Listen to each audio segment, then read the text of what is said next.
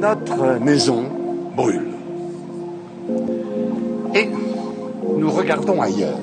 Bienvenue dans Présage, le podcast qui questionne l'état de notre monde, les risques d'effondrement de notre civilisation industrielle et les façons de se préparer à vivre différemment.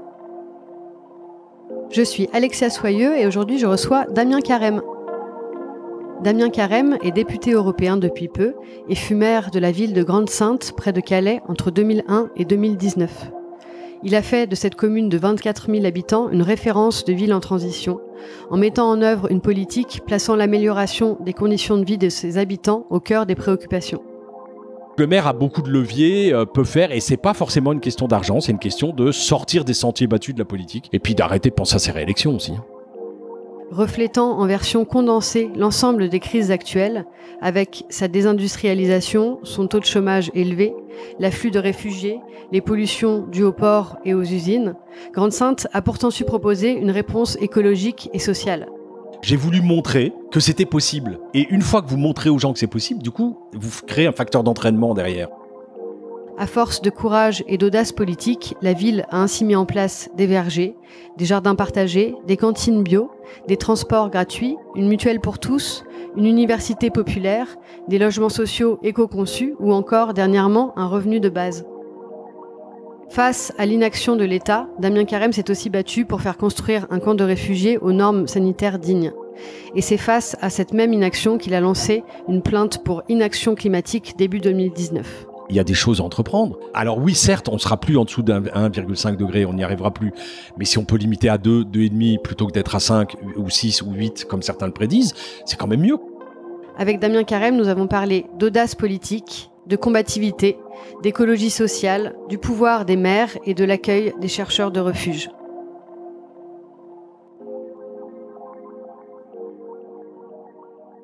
Damien Carême, bonjour. Bonjour. Tu étais maire de Grande-Synthe depuis 2001 jusqu'à cette année, 2019, et fraîchement élu au Parlement européen. Je voulais d'abord savoir, est-ce qu'il y a eu des moments clés dans ta vie personnelle ou professionnelle qui ont changé ta façon de voir le monde ? Ah, vaste question ça.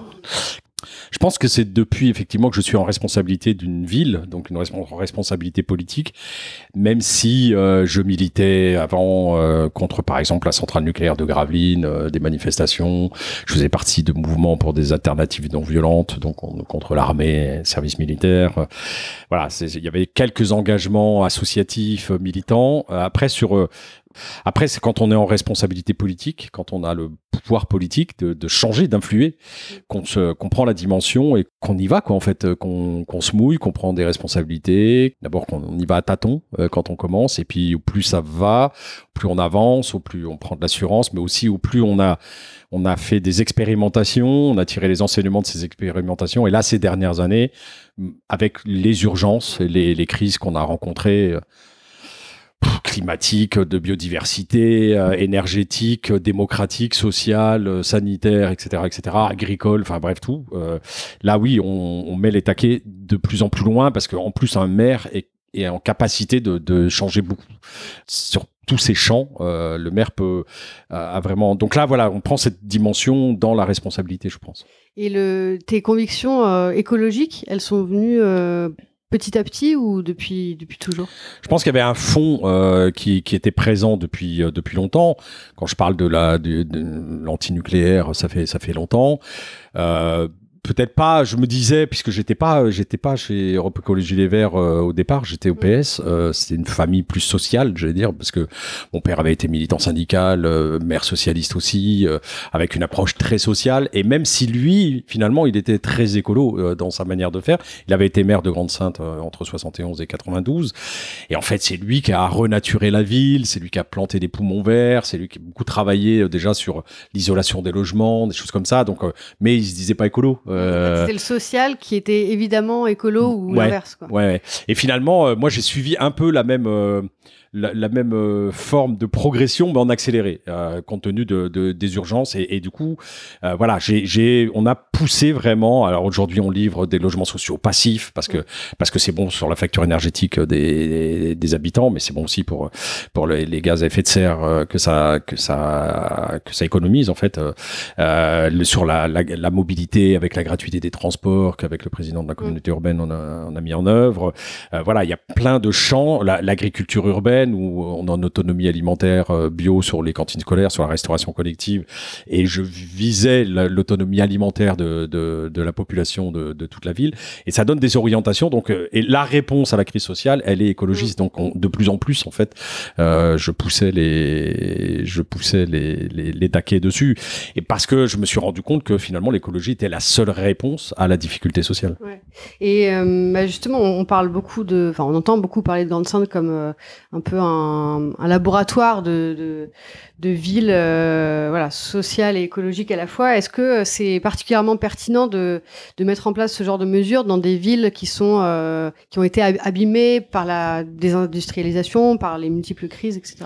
Oui, qu'il l'est. Elle ne sait pas qu'elles ont été abîmées. Elle est très abîmée. Il y a 28% de chômage sur la ville, 33% des foyers qui vivent sous le seuil de pauvreté.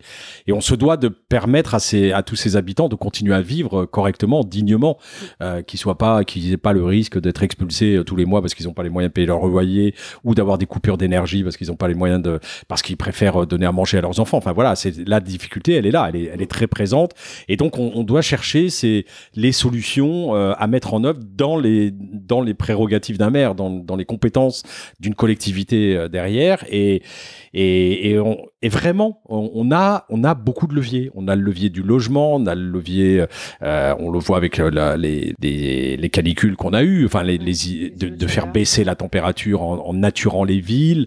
Il y a plein de la mobilité, l'alimentation, le quotidien, l'économie de la fonctionnalité, par exemple, ce qu'on met en œuvre avec des réseaux d'échange, de matériel, de temps, etc. Tout ça, c'est des réponses à la difficulté sociale qui puisent et qui sont bonnes pour la planète, pour l'environnement, et pour le côté social, dans la rencontre, dans le lien social que tout ça crée sur une ville. Ouais. Très concrètement, comment tu t'y es pris pour mettre en place toutes ces mesures ? Est-ce que tu avais dès le début une vision, ou est-ce que ça s'est fait chemin faisant ? Parce que ça paraît, quand on parle, ça paraît évident que c'est possible et qu'on peut le faire. Et on se dit, peut-être effectivement que c'est moins une question de moyens financiers que d'audace, que de courage et que de volonté politique. Mais pourtant, il n'y a quand même pas non plus des milliers de villes où ça se passe. Donc c'est quoi ta recette ? Ça s'est mis en place petit à petit, vraiment, mais... Alors, il y a peut-être une chose qui s'est mise en place dès le début, parce que dès que j'ai été élu en 2001 avec l'équipe qui était avec moi, en fait, on a beaucoup travaillé sur la transversalité dans la ville. Et ça, c'est un des problèmes des villes, c'est que ça fonctionne beaucoup en silo, par secteur d'activité. Et vraiment, nous, on a cassé tout ça. Et c'est long, parce que auprès du personnel, des chefs de service, il faut imposer le travail de projet commun à tous les services. Et oui, mais... alors moi, je me souviens des premières réactions. Oui, mais qui va être responsable de telle ou telle chose? On s'en fout. L'important, c'est de mettre en place la solution, et puis après, on verra la responsabilité, on l'attribuera. S'il y a des choses qu'on n'a pas prévues, on l'attribuera à une personne en particulier. Donc ça, c'est la transversalité et la cohérence de notre action. Et après, donc petit à petit, tout ça, c'est cette cohérence dans l'éducation, dans la culture, dans l'urbanisme, dans l'habitat, dans les déplacements, c'est de plus en plus écologisé, entre guillemets, parce que plus on avançait, au plus les crises étaient prégnantes, au plus ça s'accélérait, et moi je me rendais vite compte que finalement c'était possible, quoi, finalement, localement. Alors c'est vrai qu'il faut faire preuve un peu d'audace et de courage politique à un moment donné, de changer le système, parce que c'est ça dont il s'agit, c'est de se dire, on en est là à cause du système dans lequel on est depuis 50 ans, et il faut qu'on en 60 ans, et il faut qu'on en sorte définitivement pour résoudre les crises, parce que tout tout, même la question migratoire que j'ai vécue particulièrement dans ma ville, puise son origine dans le système libéral, ultralibéral, mondialisation qu'on a aujourd'hui. Et c'est pas un retour en arrière, c'est un retour au bon sens qu'il faut instaurer dans une ville. Et ça recrée du lien social, ça redonne l'espoir de vie, ça redonne des objectifs et des utopies, mais des utopies réalistes. On fixe un objectif et des cailloux, on sème des cailloux pour atteindre cet objectif derrière. Si on prend un exemple, un des derniers exemples des mesures mises en place sur le minimum social, ça, comment ça se finance, comment ça se matérialise Alors en fait, la situation, je disais 33% des foyers qui vivent sous le seuil de pauvreté. Juste expliquer peut-être que le seuil de pauvreté, en France, il y a un revenu médian, donc 50% de la population française gagne au-dessus, 50% en dessous, qui est à 1 750 € par mois en France. Il y a deux seuils de pauvreté. Il y a un seuil de pauvreté à 50% du revenu médian et un autre seuil de pauvreté à 60% du revenu médian. Donc moi, j'ai 33% des foyers qui sont sous le seuil de pauvreté à 60%, c'est-à-dire à moins de 1 200 € par mois. Et j'ai quand même 17, presque 18% de gens qui vivent sous le seuil de pauvreté bas, donc avec moins de 855 €. On a mis en place un certain nombre de mesures à Grande-Synthe pour permettre aux gens, quand je reprends les jardins populaires par exemple, de subvenir à leurs moyens, à leurs besoins alimentaires par la culture, en bas de leur logement par exemple. C'est faire ces produits ménagers, d'entretien ou cosmétiques à base de produits naturels pour éviter les perturbateurs endocriniens. Mais ça permet de faire un litre de lessive à 40 centimes d'euros au lieu de 4 € quand on l'achète. Donc voilà, de rendre aussi du pouvoir, de faire des logements où passifs, où la facture d'électricité est divisée par 7, 8, donc du coup ça rend du pouvoir de vivre aux habitants, mais il leur reste que moins de 855 €. Et là, c'est des décisions nationales qui doivent intervenir, comment on lutte contre la pauvreté. Et on voit bien qu'aucun gouvernement, quel qu'il soit, n'arrive pas à endiguer ces phénomènes de pauvreté dans notre pays. Et ben à un moment, moi j'ai dit, voilà, ça faisait quelques années, 3 ans qu'on travaillait sur un plan d'éclairage public. On a regardé tout ce qu'on avait comme points lumineux sur la ville. On était à 7000 points lumineux. On en a supprimé 2000 ou 3000 points lumineux. On a remplacé toutes les lampes par de la LED. Et à minuit, on baisse de 50% l'intensité. 3 heures du matin, 75%. Ce qui fait qu'à la dernière année, l'économie d'énergie, c'était 476 000 € sur la facture énergétique de l'éclairage public. Et ben, j'ai dit cet argent, on va le consacrer à la mise en place du minimum social garanti sur la ville. Donc, qui permettra aux gens... Alors, il y a 3 types de publics qui sont concernés. C'est les gens qui sont aux minima sociaux, RSA ou autres, qui sont à 450 €, même s'ils ont de l'APL, etc. Ils sont à moins de 855 € par mois. Les femmes qui vivent avec une pension de reversion de leur mari, alors le minimum vieillesse est autour de ça, mais bien souvent, chez nous, en tout cas, dans le milieu ouvrier, ils accueillent un enfant à la maison qui n'a pas de boulot non plus. Donc, en fait, il y a une charge, une personne et demie, quoi. En fait, donc, ça les fait tomber sous le seuil de pauvreté. Et il y a les travailleurs pauvres. Un travailleur, un salarié qui gagne le SMIC à 1200 net par mois, s'il a une femme et 2 enfants depuis 14 ans, pour être sous le seuil de pauvreté, au-dessus du seuil de pauvreté, il devait gagner 2000 € par mois. Même si on rajoute les aides sociales, il manque quelque chose. Et donc, on met le différentiel, ce qu'on a mis en place, on met ce différentiel derrière. Et qu'on a réglé aux 2/3 par cette économie d'énergie, plus l'argent qu'on consacrait avant au CCAS. Et ça permet de sortir de l'angoisse sociale dans laquelle sont ces personnes tous les mois. De savoir, dès que le mois est fini, comment je vais payer ma facture, est-ce que je vais être en retard de loyer, je risque l'expulsion, est-ce qu'on va me couper l'électricité, est-ce que je vais avoir de l'eau, enfin, toutes les menaces quotidiennes. Et donc, de pouvoir entamer avec ces personnes un travail de reconstruction, de formation, d'insertion, etc. derrière, même si le boulot manque sur l'agglomération, mais au moins ça leur permet de sortir de cette angoisse sociale tous les mois.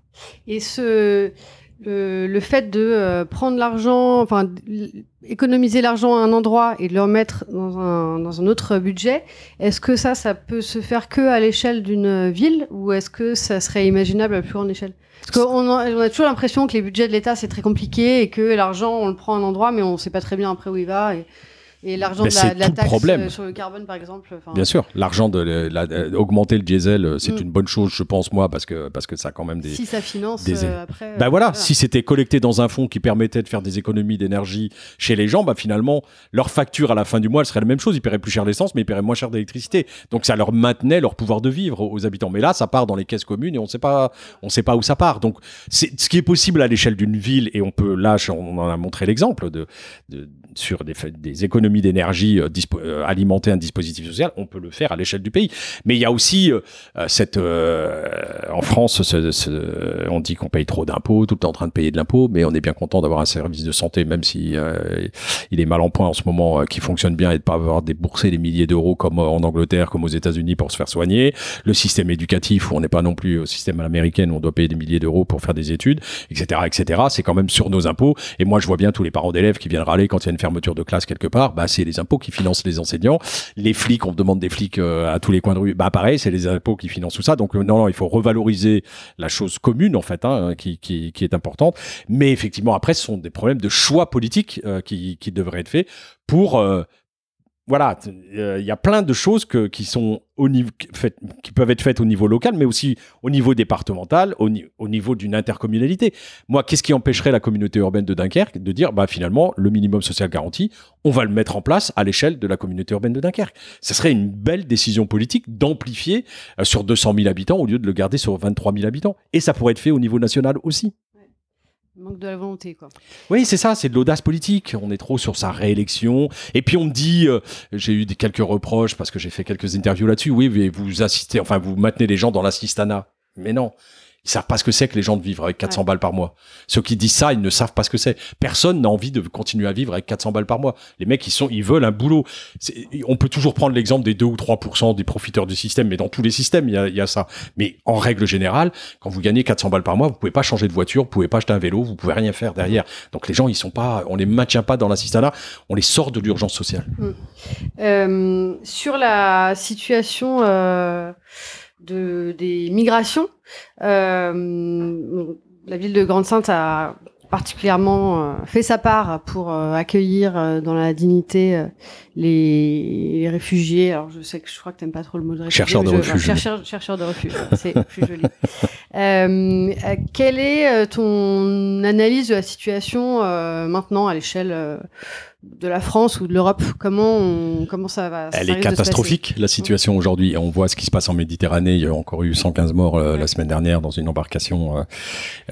C'est une horreur. Le monde entier a été sensibilisé en septembre 2015 avec le petit Elan qu'on a retrouvé sur la plage mort, noyé. Aujourd'hui, il y a des petits Elan tous les jours et tout le monde s'en tape, quoi. Et ça, c'est vraiment, on s'habitue à l'horreur et c'est vraiment catastrophique. C'est vraiment catastrophique. Donc, l'Europe a échoué, la France a échoué. Ils sont tous sur le même discours. Et qu'est-ce que les politiques européennes qui ont été mises en place ont créé? Ils ont créé l'avènement de l'extrême droite au pouvoir en Italie. Parce que le système Dublin a fait qu'on a renvoyé en Italie ou en Grèce tous les gens qui étaient arrivés par là. Et moralité, et la Grèce, c'est une catastrophe. Et l'Italie, c'est une catastrophe aujourd'hui. On n'a pas eu de solidarité européenne qui s'est mise en œuvre. On a mis des dispositifs, et on paye à coups de milliards, des dispositifs pour garder les frontières derrière. Or, aucun dispositif n'a jamais garanti l'étanchéité d'une frontière. Et on l'a vu à travers les guerres, à travers l'histoire, et heureusement d'ailleurs, parce que ça veut dire qu'on a sauvé des millions de juifs de la mort certaine s'il n'avait pas eu les passeurs qui permettaient de franchir les Alpes à un moment donné pour venir se réfugier en France, ou d'ailleurs des Espagnols qui fuyaient le franquisme, ou des Italiens qui fuyaient Mussolini à l'époque. Voilà, donc on sait très bien que ça ne fait qu'une chose, ces gardes-frontières, c'est que ça surenchérit le passage.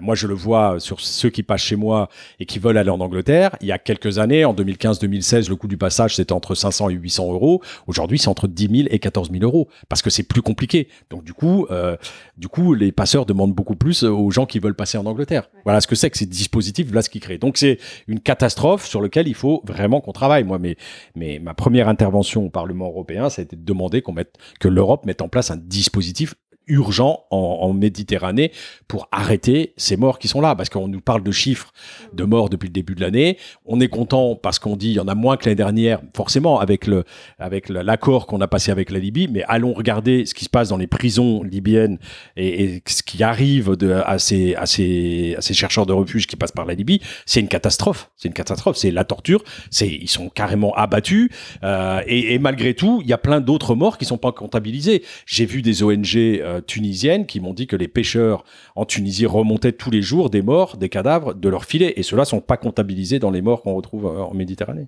Il n'y a pas très longtemps, là, Macron a fait un petit speech au sujet de cette problématique des réfugiés. Est-ce que, la réponse est un peu dans la question. Est-ce que tu crois que ce gouvernement-là va changer sa politique d'accueil et sa réflexion?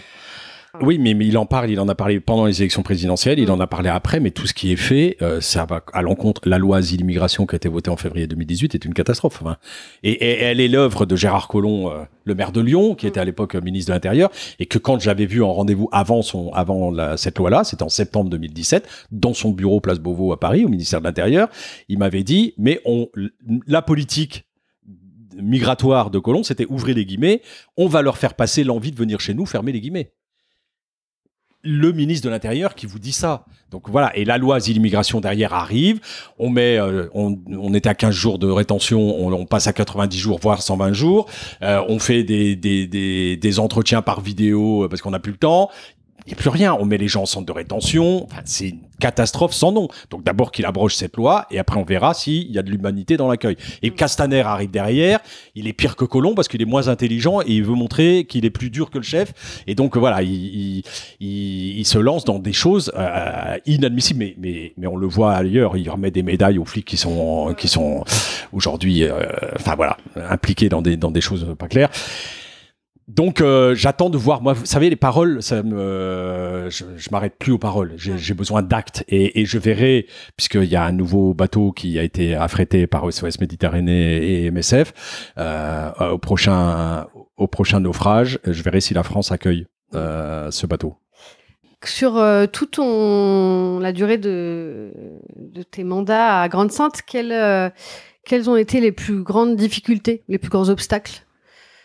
Est-ce que c'était sur le territoire de Grande-Synthe ou plutôt du côté de l'État, dans les confrontations aussi qu'il y a pu y avoir Il y a eu beaucoup de difficultés. Ouais, il y en a eu beaucoup, mais finalement, au plus on en rencontre des difficiles, au plus les autres, elles nous paraissaient presque anodines par la suite.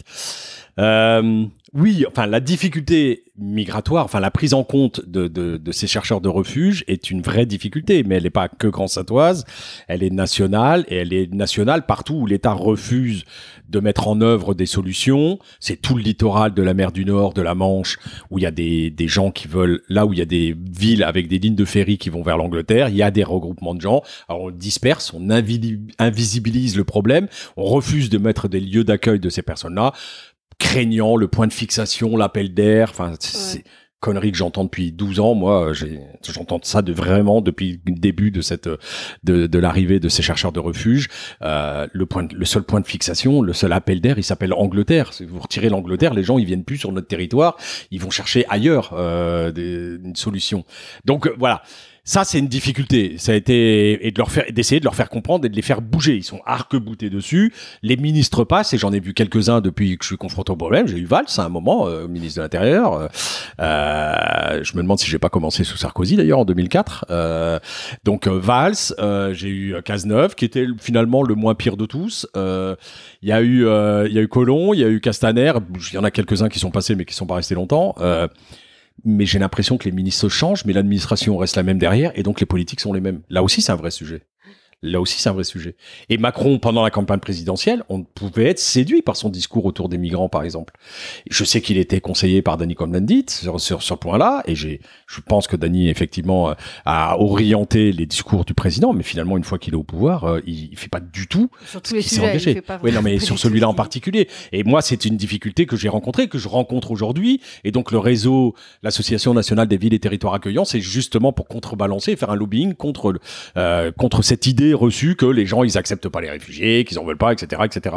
J'ai montré en accueillant des réfugiés sur ma ville que j'ai relégué le Front National ailleurs. Donc on a fait baisser les scores de l'extrême droite. Donc c'est possible de le faire quand on fait de la pédagogie, quand on explique, quand on arrête de jouer avec le sentiment de peur, de crainte, de fantasme.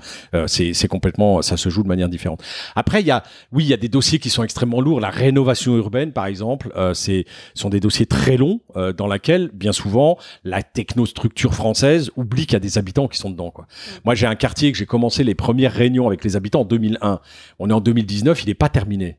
Il y a des habitants que ça fait 20 ans qui sont dans les travaux, dans un quartier en travaux. Or, rien ne justifie la longueur de ces travaux. C'est simplement l'administration derrière qui est lourde. Or, le maire est quand même le mieux placé de la manière dont ça fait. Qu'il y ait un contrôle des données et de l'utilisation des données publiques, ça c'est complètement normal, mais ça demande pas de bloquer comme ça les dossiers. Ça, c'est des longues bagarres qu'on a sur l'administration française. Après, sur le pouvoir politique, Oui, la non-décision politique gouvernementale fait que j'ai tous les problèmes chez moi. Enfin, moi, la ville de Grande-Synthe était une ville qui rassemble beaucoup des crises, la crise économique, la crise économique, la crise sociale, la crise migratoire, la crise, enfin toutes les crises, la crise environnementale. Moi, je suis menacé, on est en territoire de polder par la montée des eaux, les précipitations, l'accentuation, ou même des épisodes de sécheresse qui vont sécher les terres d'argile. Donc voilà, on est même soumis à ça sur ces territoires-là.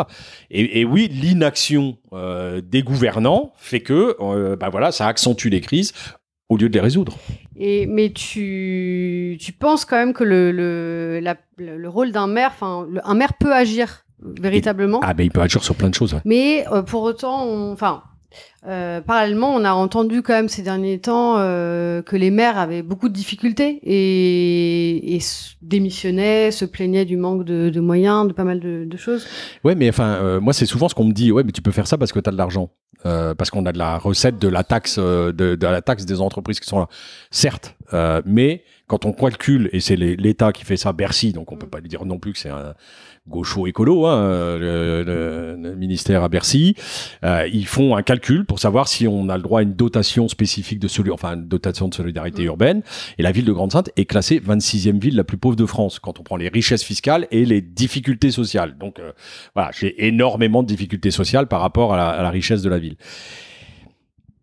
Mais plein de choses qu'on met en œuvre à Grande-Synthe, la nature en ville, les jardins populaires, la fabrique de l'autonomie, les logements passifs, ça coûte rien une ville, le logement. On n'a pas de compétences en matière de logement. C'est simplement de la négociation avec les bailleurs pour qu'ils fassent du logement passif sur la ville. Et c'est les mettre en concurrence pour avoir des bailleurs qui s'engagent sur ces voies-là. À l'agglomération, négocier la gratuité du transport urbain, c'est une négociation politique. Si ça coûte à l'intercommunalité, pas à la ville même, mais à l'intercommunalité. Passer du bio, 100% bio à la cantine scolaire, oui, ça a eu un surcoût de 20% à un moment donné. Mais aujourd'hui, comme je suis en bio local, je vais éliminer les intermédiaires et donc du coup, je vais retrouver le prix d'avant et en plus j'aurai créé de l'emploi local avec des jeunes maraîchers qui cherchaient des terres et qu'on va remettre dessus et du coup on va entretenir des sols sans pesticides, sans rien derrière. Donc et puis après il y a cette logique effectivement, l'élu local dépend de subsides nationaux, pourrait dépendre de subsides nationaux, et il y a peut-être une autre comptabilité à mettre en œuvre en France. Je reprenais un exemple qu'un eurodéputé paysan, Benoît Biteau, qui a été élu en même temps que moi, m'a sorti il y a pas longtemps.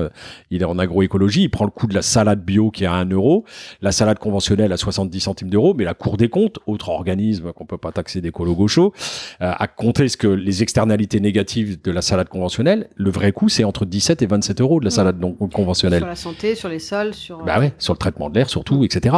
Et quand est-ce qu'on va mettre cette comptabilité en place? Parce que la salade bio, elle coûtera toujours 1 euro. Donc quand on dit qu'elle est plus chère, que l'alimentation bio c'est plus cher, non, c'est pas plus cher, c'est beaucoup moins cher, sauf que le coût il est pas collectivisé, contrairement à la salade conventionnelle. Et c'est ça qu'il faut qu'on arrive, c'est ce système-là qu'il faut qu'on arrive à changer dans notre pays.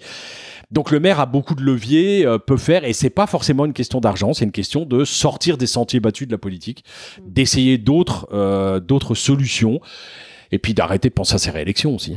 Et justement, pour essayer de transformer à plus large échelle le système politique, quelle analyse de la reconfiguration du champ politique tu as entre une droite qui a à peu près disparu ou qui a migré vers l'extrême droite, une gauche qui est super fractionnée, comment les gauches vont pouvoir se rassembler aussi pour les prochaines élections nationales? Je vais pas faire du Yannick Jadot qui avait dit pendant la campagne européenne ni gauche ni droite, c'est l'écologie. Quand il a voulu dire ça, c'est vrai que ça peut heurter. Il y a une chose, moi, la gauche la dernière gauche qui a été au pouvoir, socialiste, elle était productiviste.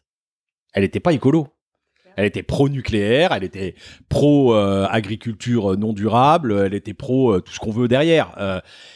Donc ça n'a pas changé. Donc moi, cette gauche-là ou une droite, c'est pareil. La seule chose qui peut changer, c'est le côté social. Il y a eu le mariage pour tous, donc c'est des lois sociales généralement qui marquent une politique de gauche plutôt qu'une politique de droite. Et la loi travail aussi. Ouais, la loi travail, on peut pas dire que ce soit une politique de gauche. D'accord. Bon. Donc voilà, moi quand on me dit c'est comment on recompose la gauche et comment on recompose la droite, quelle gauche ? C'est pas la gauche, moi, qui m'intéresse de reconstruire non plus. C'est de se dire quelle société on veut. Mais c'est vrai aussi chez la France insoumise, où il y a des pro-nucléaires, des productivistes dedans, parce qu'il faut de l'emploi pour les gens, etc., etc. Ben non, il faut qu'on sorte de ça. Il faut qu'on sorte de ce système-là. Et donc, c'est quel projet de société on met en avant. Et il peut y avoir des gens de droite. Moi, il y a des gens de droite que je vois qui ont ouvert des centres d'accueil de réfugiés. Si je prends le maire de Bayonne, par exemple, que j'ai rencontré pendant la campagne, et il a ouvert un lieu d'accueil pour les chercheurs de refuge qui arrivaient sur sa ville, contre l'avis du préfet, contre l'avis de l'État. Et tous les jours, il passe voir comment ça se passe à 22h. Il va prendre des nouvelles, des chercheurs de refuge, des bénévoles qui encadrent parce que c'est pas financé derrière. Et voilà, donc il y a des mecs de droite qui sont plus de gauche que des mecs de gauche qui ont des fois des attitudes frisant l'extrême droite. Donc voilà, moi ça veut ce champ-là. Et puis on a l'autre qui est arrivé ni gauche ni droite. Enfin voilà, donc je crois qu'il y a une ambiguïté là-dessus. Donc c'est quel projet de société on veut. Comment on veut réformer en profondeur et la nécessité absolue de changer le système, sinon on va à l'effondrement. Enfin, l'effondrement qui est en train de... Les collapsologues aujourd'hui, ils sont en train de faire quand même beaucoup d'adeptes.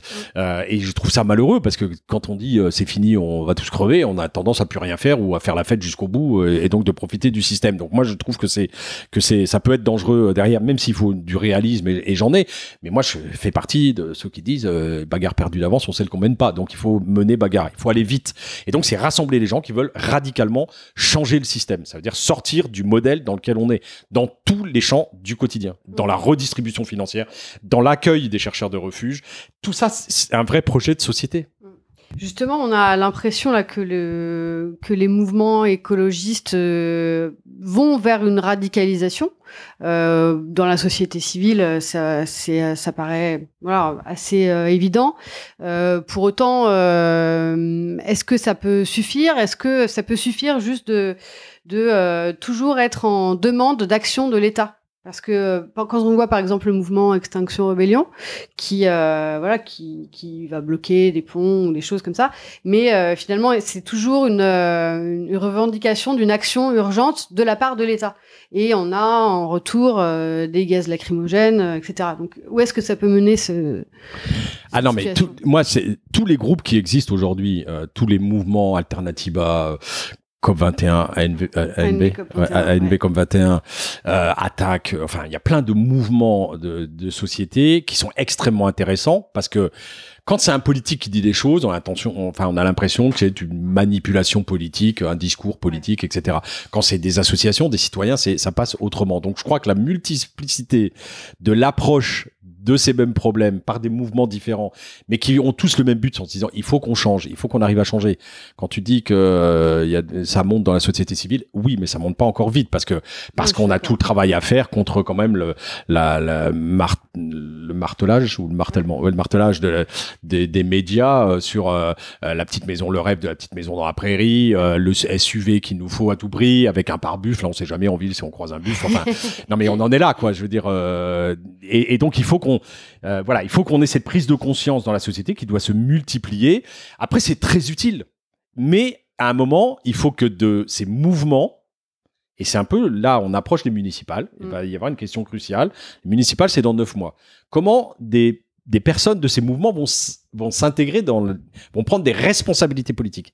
Et là, il y a moins de candidats. Enfin, de ce que je peux noter en France aujourd'hui pour faire le tour de beaucoup de villes, là où il y a plein de mouvements, il y a peu de candidats pour les listes municipales demain. Et c'est là quand même qu'il y a un jeu de pouvoir. Il y a l'État, oui, mais on peut commencer à un niveau local. Et plus il y aura de villes en France, plus il y aura de régions ensuite en France qui changeront de paradigme, plus l'État derrière, parce que vous savez, l'État à un moment, il émane quand même de toutes ces instances-là. Donc, même s'il y a une élection, mais c'est quand même s'il y a des choses qui se mettent en place, multipliées en ville, les gens vont dire, bah voyez, c'est possible. Donc, ils voteront à un moment donné au sommet de l'État pour des gens qui mettront en œuvre ce nouveau paradigme, ce nouveau modèle de développement. Donc c'est utile, mais c'est pas suffisant. Et puis oui, l'État a des responsabilités. Puis il faut y aller, quoi. Moi, j'ai porté plainte contre l'État pour son inaction en matière de lutte contre le changement climatique. Et il faut que les associations y aillent. Il faut que tout le monde y aille. Il faut la preuve de l'État. Enfin, sur la qualité de l'air, on a 15 ans de retard. Ça bouge à peine. Or, il y a 63 000 morts par an. On nous emmerde, mais à juste titre, parce que dès qu'il y a des vies à sauver, il y a pas et une mesure à 80 km/h. D'ailleurs, ça me fait doucement rigoler. On maintient ça, puis après, on se dit, bah, finalement, ils vont pouvoir l'adapter pour quand même 1000 morts, je crois, ou je sais pas, même pas, quelques centaines de morts. C'est trop, hein, un mort sur les routes, c'est trop. Mais 63 000 morts de la pollution atmosphérique, et là, il n'y a plus un candidat. En France, on n'a pas rappelé tous les véhicules, on n'a pas obligé tous les constructeurs à rappeler tous les véhicules pour modifier le Dieselgate, là, ce qu'on a mis en avant derrière. Mais enfin, quand même, c'est scandaleux ce qui se passe chez nous. C'est de l'hypocrisie totale. Sur le sujet de la plainte pour inaction climatique contre l'État, pourquoi avoir choisi cette voie du contentieux climatique qui est pas très développée en France? C'est un peu les débuts de ce genre d'action. Parce que à un moment donné, il y a le pouvoir politique, il y a le pouvoir législatif, il y a des hommes qui arrivent, comme un Nicolas Hulot qui rentre au gouvernement, quand on partage quand même beaucoup de ses idées, quand on voit que lui jette l'éponge au bout d'un an en disant mais c'est pas possible, j'ai tout perdu contre les lobbies, etc. Quand l'Assemblée essaie de porter des choses que ça marche pas, donc le pouvoir législatif, il y a plus que la justice quoi, pour essayer de faire en sorte que l'État respecte les engagements, ses engagements nationaux, internationaux, européens et tous les engagements, parce que ça va de la Déclaration des droits de l'homme jusqu'à la COP 21 de Paris, quoi, les engagements de la COP 21. Mais donc, à quoi ça sert de signer des trucs si on ne les respecte pas? Donc, faisons respecter. Il y a quand même eu un certain nombre de pays dans le monde où il y a eu des attaques d'un certain nombre d'ONG, d'associations ou de citoyens. En Europe, on a eu les Pays-Bas qui a fait en sorte que la justice condamne quand même l'État néerlandais à mettre en œuvre des moyens, et c'est ça que je vise. Donc, si en France, il faut en arriver là, parce que les ministres et le gouvernement restent complètement fermés sur ces orientations politiques, essayons cette voie-là. Est-ce que tu penses que la question de l'optimisme ou du pessimisme est encore pertinente vis-à-vis de la situation, pas seulement écologique, mais de la multitude de crises? Moi, je suis un optimiste né, mais parce que je vois que, on reprend un exemple de ces derniers jours là, la population des tigres a repris de 30% en Inde. Donc je me dis, mais quand on a envie de sauver quelque chose, on est capable de le faire et de manière relativement rapide.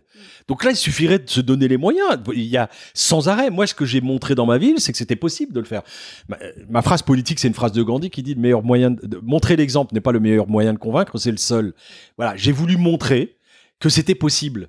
Et une fois que vous montrez aux gens que c'est possible, du coup, vous créez un facteur d'entraînement derrière. Et ça se multiplie. Et les gens deviennent acteurs de tout cela. Donc, moi, je pense que c'est possible.